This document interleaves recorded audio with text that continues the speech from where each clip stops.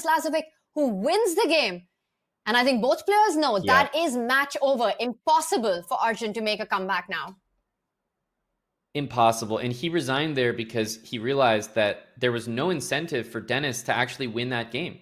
If I'm Denis there, I just keep playing forever, right? If I have the winning position, you better resign and start the next game. So there really was no good option for Arjun. And now with less than 2 minutes on the match clock, I don't think we even see another game, Tanya. We don't. It's a 4-point deficit. It's going to be Denis Lazavik, who joins Magnus Carlsen, Alireza Firouzja, and others in the quarterfinals. That's right. And we knew that the bullet would be an important segment, but honestly, it feels like, maybe let's say Arjun wins this game and the match ends with a 3-point deficit. Where did that deficit come from, Tanya? All in the 3-minute segment. Dead even all around, and just one segment making the difference. And I have to say, Aman, throughout the match, there wasn't this feeling that Denis got lucky. He just played incredible chess.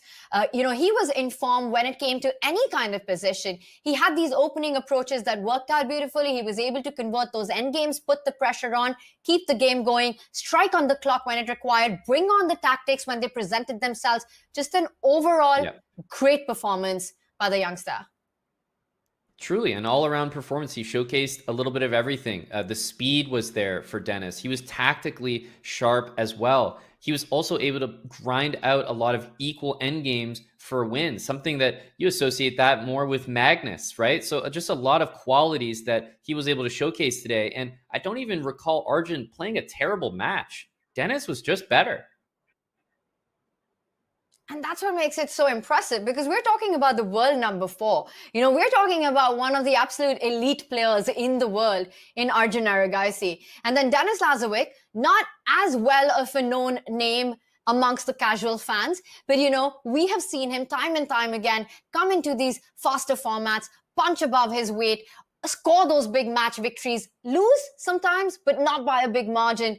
And he's done it today again against the world number 4. This has got to be a huge confidence boost for Denis in the Speed Chess Championship.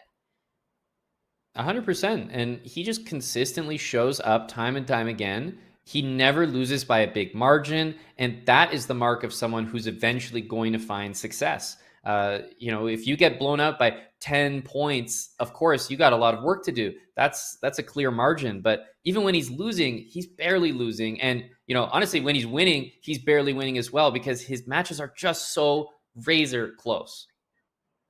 It's amazing. And what's not close has been this matchup. Look at that clock situation. It's down to 0. Match time is over. This is the final game. And even if Arjun gets the win, he's close to it. He's got those 2 points. It's just not enough.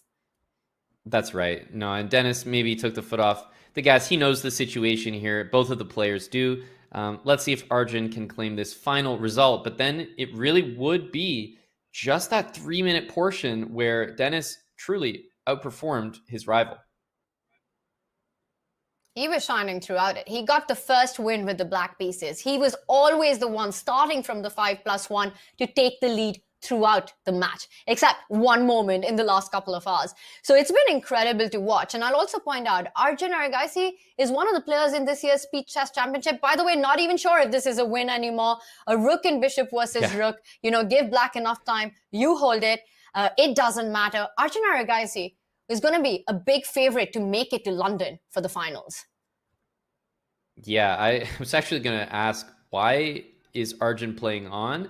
And then, I remembered that there is a portion of the prize that gets split based on your win percentage. So it's like there's no chance for him in the match. But okay, yeah, for some cash, I think I would play on a rook and bishop against rook position. It's also coming to terms with everything, right? And you kind of, despite everything, want to finish on as much of a high as you can. A win here would be nice, would be some sort of a consolation to definitely a match that did not go as Arjun would have thought, and many would have thought, given him as a favorite coming in today.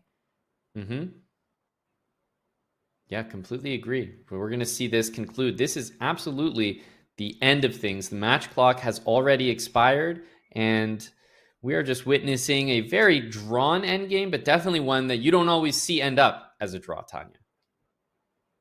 No, we don't. I've been on both ends of this, where I've managed to defend, I've managed to lose, and it's always very tricky. What's also very tricky is that neither player is offering a draw here, or, for Denis, he just wants to play this on. He knows even if he hits the resign button, the match is in his hands, but he's not letting it go.